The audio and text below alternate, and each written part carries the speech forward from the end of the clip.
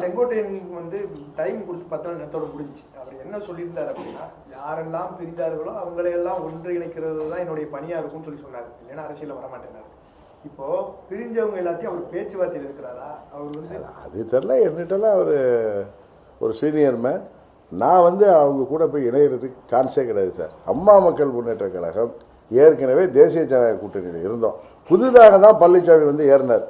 நான் 4 மாதங்கள் பொறுமையாக இருந்தது. சில நல விரும்பிகள் எங்களுக்கு மகிழ்ச்சி அளிக்கின்ற சில கருத்துக்களை சொன்னார்கள். அது நடக்கும் என்று வெயிட் பண்ணோம். அதை தான் திரு பாண்டே அவர்களுக்கும் இன்னும் தாண்டி குதிக்கிறவர்களுக்கு சொல்கிறோம்.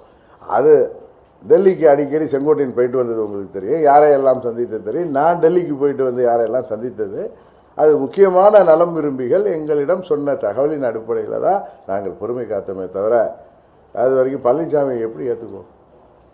அம்மா மக்கள் முன்னேற்றம் ஏற்றுக்கொள்ள முடியுமா?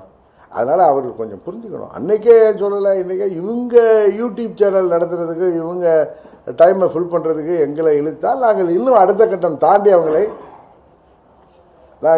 வெளிச்சத்துக்கு கொண்டு வர்ற மாதிரி இருக்குமே தவிர, இது எதற்கு சொல்கிறேன்னா, தேவையற்ற கருத்துக்களை பரப்புகிறார்கள் சில யூடியூப் சேனல்ஸ். அவர்களுக்கு சொல்லிக்கொள்வது, நாங்கள் கிளியராக இருக்கிறோம். நாங்கள் பழனிசாமி இல்லாத பொழுது தான் தேசிய ஜனநாயக கூட்டணிக்கு சென்றோம். பழனிசாமி வந்தவுடனே ஏன் வெளியேறவில்லை என்றால், சில நலம் விரும்பிகள் எங்கள் விருப்பத்திற்கு ஏற்ப சில கருத்துக்களை சொன்னதால், அதற்காக சில நிகழ்வுகள் நடந்ததும் உங்களுக்கு தெரியும். எதற்காக செங்கோட்டையன் எங்கெல்லாம் பறந்து சென்று வந்தார் என்பதும் உங்களுக்கு தெரியும். இப்பொழுதும் எங்கெல்லாம் சென்று வருகிறார் என்பதும் தெரியும். அதனால் சில காலம் பொறுத்திருந்தோம். அதற்கு தள்ளி போவதற்கு கூட எங்கள் தொண்டர்கள் அதை விரும்பவில்லை. வெளியில் வாங்கினாங்க, வந்துட்டோம் தான்.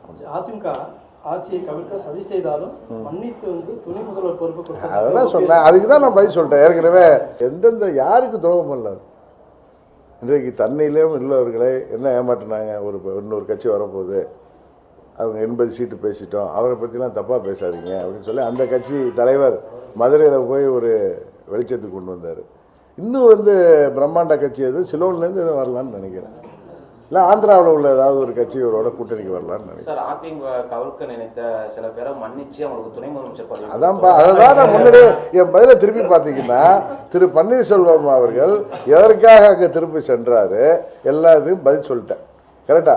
அந்த ஆட்சியை அவர் 11 எம்எல்ஏக்களோட எங்கள் 18 எம்எல்ஏக்கள் இல்லாத சமயத்தில் ஆட்சியை காப்பாற்றுவதற்கு பிரதமர் சொல்லி தான் போனேன்னு சொன்னார். அது திரும்ப திரும்ப கேட்குறீங்க. நான் தானே சொன்னேன். என்னுடைய முதல் பதிலில் பார்த்தீங்கன்னா உங்களுடைய அத்தனை கேள்விக்கும் பதில்